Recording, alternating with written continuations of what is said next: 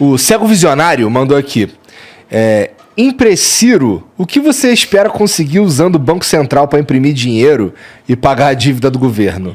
Isso só vai gerar mais inflação, além do real virar uma piada internacional. Andou pegando dicas com Maduro? Algum plano para diminuir regalias de políticos? Meu irmão, você ouviu o Galo cantar lá no universo das fake news do Bolsonaro. Eu ajudei a fazer o real. Tem a minha assinatura no real. Imprimir papel no Banco Central, se alguém tiver uma declaração pelo menos remotamente parecida com isso, eu me retiro da candidatura agora. Eu recebo muito isso, viu? Mas é mentira. Muito, mas é uma mentira. Simplesmente uma mentira grosseira. Eu Que o tentei fazer cidadão um caiu. resgate. Regalia de político. Palácio é uma regalia? Eu, quando fui governador, não fui morar no palácio.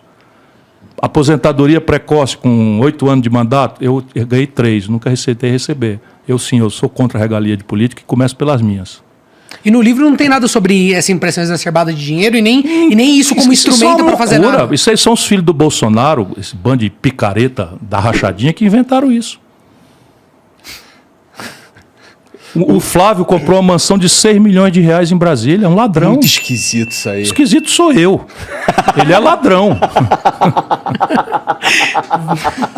Pô, ladrão é foda porque ele precisa ser julgado. Não, caralho. eu tô acusando ele de ser ladrão. Me processa para ver se eu não provo. Processa só pra gente ver. Não há chance.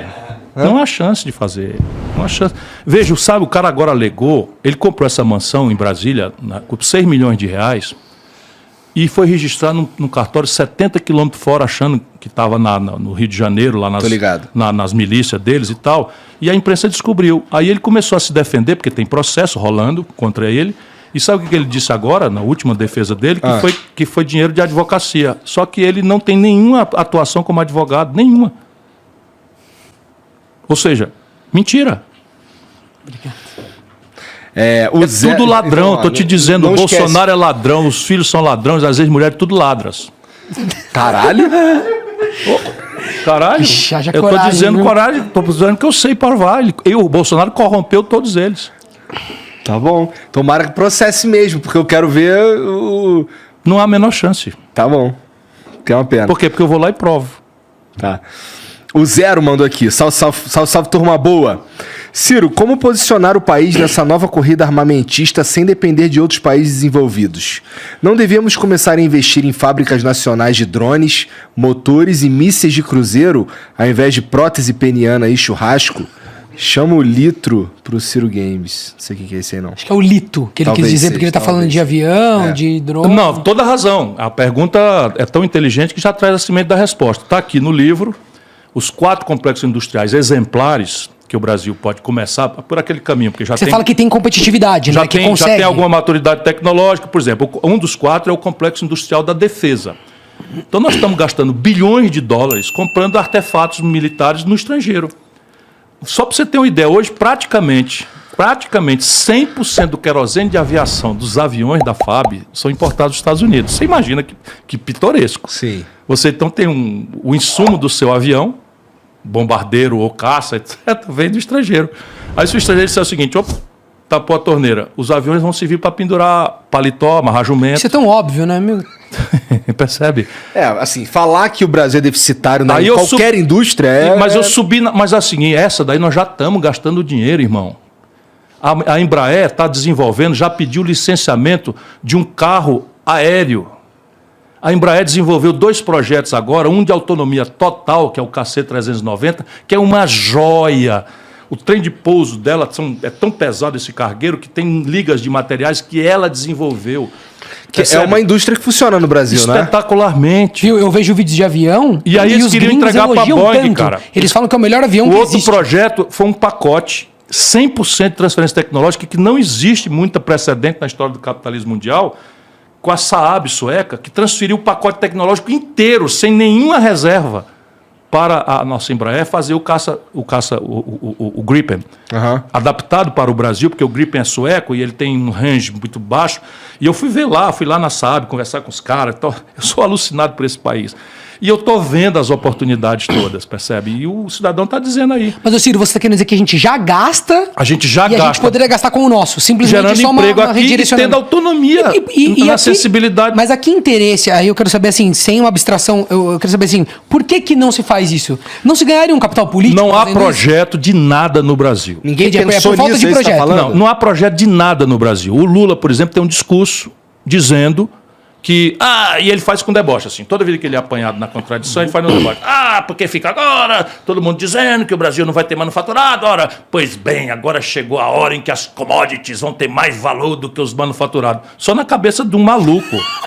Só na cabeça de um maluco. Não falou isso, Cirão? Falou? Ô, meu irmão, internet aí rapidinho. Não, a gente acredita, a gente está indignado só. Porque isso é bem absurdo. Mas eu tô te dizendo que eu vi o candidato líder dos cientistas brasileiros dizendo isto. Chegou a hora que as commodities vão valer mais. E se explica como isso? É porque ele quer que aconteça igual foi no primeiro parou no mandato. tempo e no espaço e não quer se justificar porque ele produziu a maior desindustrialização do país, manipulando o consumismo populista por 8 anos, reelegendo a Dilma e quebrando o país. E eu estou denunciando a desindustrialização com números. Da Dilma para cá, fecharam no Brasil 38 mil indústrias. Quanto emprego que vai nisso, né? Ora, se você botar 500 empregos por cada uma dessas, você tem aí a ideia.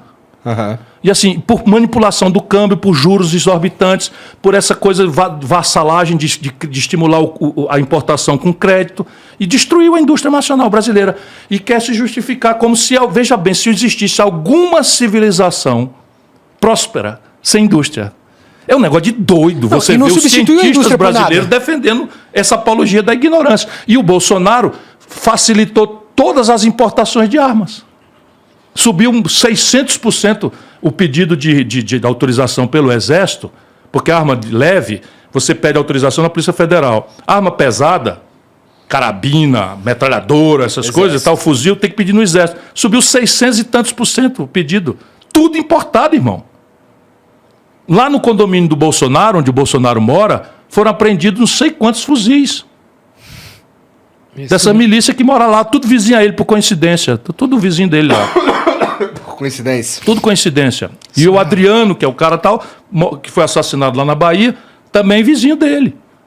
E a filha namorava com o filho do filho. Tudo coincidência. Picareta, rapaz. Tudo miliciano. O Flávio Lousada diz aqui. Ciro, na sua passagem pelo Estado do Espírito Santo em dezembro de 2021, você falou sobre suas ideias para o Complexo Industrial de TIC, Tecnologia da Informação e Comunicação, uma área vital para qualquer nação que se pretenda soberana. Você poderia falar mais sobre essas suas ideias? Bom, a partir da questão básica, que é a formação do capital humano. Se você tiver uma ideia hoje, o Brasil deve ter uma demanda. Eu tenho conversado muito com as pessoas, e são muitos números na minha cabeça, mas eu vou fazer aqui uma ordem de grandeza. Nós temos uma necessidade de 600 mil programadores e estamos gerando 50. Sim, isso é uma verdade, uma realidade. Tá certo? E tem já uma galera brasileira que está percebendo essa... Isso. A minha namorada é programadora. Nós precisamos de 600 mil programadores e estamos formando 50. Uhum. Então, essa é uma primeira grande questão, é toda uma inversão do modelo tecnológico de formação, de capacitação, enfim, da universidade, que demanda maturação mais lenta. Mas só para você ter uma ideia da tragédia, o ITA, que é um centro de excelência de engenharia, simplesmente quando ele forma 50 garotos, 60 garotos, dos 60 vai tudo para banco. Vai para banco. Para banco, porque não tem absorção de engenharia no Brasil, porque está tudo parado, não tem acontecendo nada. E eles desempenham o que no banco? Só para entender. Matemática. Entendi. Algoritmos. Mas é porque é a indústria que consegue pagar e consegue absorver. É porque a engenharia não está absorvendo. Não tem nada para fazer no Brasil em matéria de tecnologia. Então, quer dizer, você tem pátio parado, você tem demanda por... Isso. Você tem um engenheiro, vai acontecer crescentemente mais isso. Você vai ter uma massa de desempregada de milhões de pessoas. Tudo por fazer, e crescentemente infraestrutura. A placa precisa cedir. É porque ele falou sobre as estradas. Eu fico pensando, né? Você fala muito que a infraestrutura é um lugar que só se investe. É uma coisa tão óbvia. Não, eu estava hoje revendo, porque amanhã eu vou na Abdib, vou fazer uma palestra para essa Associação Brasileira da Indústria. Eu estava revendo os números. O Brasil precisa, para dar manutenção que tem, de investir 4,25% do PIB. Nós estamos investindo 1,36%. Ou seja, então está deteriorando. Nós estamos deteriorando o nosso capital. Pra ver, né? A infraestrutura no mundo representa até 180% do PIB, como no Japão, No Brasil é 36. Percebe? Falta infraestrutura e aqui está se deteriorando, porque não temos nada, não temos investimento para... Dá pra ver piora, né? As quase estradas nada, pioram, zero. não dá pra ver. E está todo mundo aí votando na picanha, na cerveja, e no papo furado, o comunismo, o fascismo e tal. Você vai ver a merda que vai acontecer nesse país se a gente não conseguir quebrar essa maluquice que está acontecendo no Brasil. Pois bem, desculpa a expressão, mas Então, veja, a primeira providência, então, que demanda mais tempo, é uma reestruturação da formação do capital humano brasileiro. Aí alguns fast tracks, por exemplo, o fast track indiano, coreano, foi pegar garotos aqui, comprar bolsas nas grandes universidades do mundo, mandar com um contrato de volta para trazer aqui. Você financia essa jornada Sim, você manda o cara para lá para preparar e traz de volta. Vinculado que ele tem que voltar para trabalhar aqui. Mas você tem coisas, por exemplo, tem um polo de software em Recife, que você chegar ali e dar uma guaribada, não sei o que, tal, pode ganhar escala. Você tem o COP no Rio de Janeiro, que se der uma guaribada também pode. Tem várias coisas. Tem várias iniciativas de universidade muito fortes. Tem muita coisa que eu tenho na cabeça, tenho visitado. Você tem Campinas. Aqui na USP tem também. Campinas, ali tem muita coisa por ali e tal. Tem um grande acelerador de partículas e tal. Perdemos o Pinguelli Rosa agora, falando na COP. Enfim, eu queria até estar lá no lançamento do livro dele, um grande brasileiro que nós perdemos, que pensava essas coisas todas. Então, esse é o primeiro movimento. O outro movimento é uma questão de hardware mesmo. Onde é que nós vamos fazer? Então você tem o seguinte: primeiro, preservar aquelas iniciativas que nós já começamos e que terão necessariamente dificuldades. Por exemplo, o CEITEC, que é lá no Rio Grande do Sul, é a única fábrica de processador abaixo da linha do Equador. A única. Caramba. Qual é o projeto do Bolsonaro? Fechar. E ela tem demanda por esse processo? Está faltando, a indústria automobilística está parando, porque não tem processadores no mundo. Cadeias produtivas está faltando. E você acha que a gente tem essa competitividade de conseguir engendrar e servir essa demanda? Tem os problemas de escala, tem os problemas de maturidade tecnológica. Mas, enfim, poderia virar atenção para isso e falar, vamos aproveitar que está faltando essa demanda. Você vai mapear, e a ideia é sempre a lei do menor esforço. A lei do menor esforço, porque nós temos que ter modéstia. Então, nós não seremos um grande fabricante de um chip brasileiro. Ser realista, né? Provavelmente, porque a Intel já ganhou escala e tal, e Celeron e não sei o quê. Agora é muito improvável que a gente consiga, se a gente quisesse, faria. Se eu meto ali 5 bilhões de dólares, eu desenvolvo. É investimento, né? Mas não é este, talvez, o caminho mais... O trade-off é aquilo que pode, pela lei do menor esforço, trazer. Então, eu cito como exemplo, não é exaustivo, mas o Complexo Industrial Militar, por exemplo, o Gripen, é um avião tão inteligente, tecnologicamente tão sofisticado, que ele tem a melhor relação de atenção do piloto para manejar o avião versus o tático, que é manejar o inimigo. Então, a melhor relação de todos os caças do mundo é esse. Porque ele é extremamente automatizado. Então ele pode prestar atenção no inimigo. E o capacete é inteligente. Tá, olha só. Eles transferiram a tecnologia para produzir esse capacete no Rio Grande do Sul. Isso é microeletrônica. Daqui a pouco você passa isso para um celular brasileiro, percebe? E assim que aconteceu, sabe como é que nasce a internet? Então, a indústria militar... Nasce com a indústria militar americana, o DARPA, nos Estados Unidos, dinheiro público. Sabe como é que nasce o celular? Estatal americana também. Depois que eles dominam, difundem para a iniciativa privada. Mesma coisa com a tecnologia para ver como é que está lá fora. Claro. Você sabe que eu li sensoriamento remoto por satélite, tudo isso é desenvolvido estatalmente e depois é difundido. Tem um livro muito interessante, chama De Onde Vêm as Boas Ideias, que ele faz tipo uma pesquisa mesmo para tentar entender qual é que são esse solo onde as ideias disruptivas aparecem, né? Sempre cito ele, porque é interessante. Mas assim, isso começa no paradigma pedagógico da escola da criança. Claro. Então, no Brasil, de novo, é uma tragédia brasileira. Como é que vai inovar se a gente não alfabetiza, né?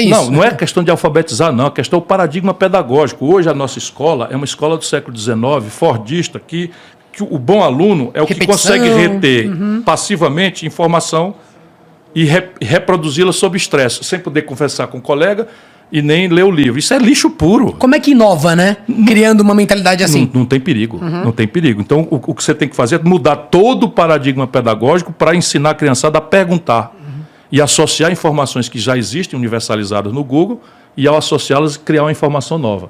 Isso demanda um grande debate de reconversão da escola pública brasileira. Isso quer dizer retreinar todo o magistério. Isso significa premiar o magistério por esse esforço de retreinamento e requalificação. E nós estamos na picanha e cerveja, fascismo e comunismo. Tanto para fazer, né? Bom, Porra. enfim, esse livro acaba com o mito, justamente que você denuncia, de que só o livre mercado consegue. Porque ele faz Nunca aconteceu. Ele faz um levantamento de todas as ideias, desde o ar-condicionado à microeletrônica, tudo. E ele levanta aqui. O ambiente para essa disrupção acontece quando você tem o Estado que consegue fazer o investimento grosso, e aí depois você tem uma iniciativa privada, E a iniciativa. universidade. Normalmente dentro das universidades, onde você consegue. Você está ali formando Eu novas estudei cabeças. profundamente isso em todas as civilizações do mundo. Passei 1 ano e meio estudando esse tipo de coisa, é 100%, não tem uma exceção sequer. Esse livro ele reúne assim, papo de, vou falar qualquer coisa, 1000 invenções importantes, e ele vai olhar exatamente qual foi a... E aí ele levanta várias outras coisas muito interessantes, né? Não é só isso, mas ele diz que é assim, é imprescindível que essas duas coisas quase aconteçam para que você tenha grandes revoluções, né? Então... Como é que você vai ter game brasileiro se não tem programador? Pois é, Quem que vai fazer o game, né? A gente vai mandar fazer na Mercado China o tem. game também? O mercado é um dos maiores do mundo. É. A turma que vai lá no meu programa tá me dando conta foi agora o Gay Bowl. Aham, meu grande amigo. Grava comigo, né? Do Gay Bowl, Pipocado também. o mercado é um dos maiores do mundo. E tudo importado. Gable tá com bigode bonito ainda? Ah, não, ele... Tava com bigode? Acho que não. Ah, não, ele tava... Acho que ele ficou comportadinho pra ver o Ciro. É. Ah, é? Entendi. Que bonitinho.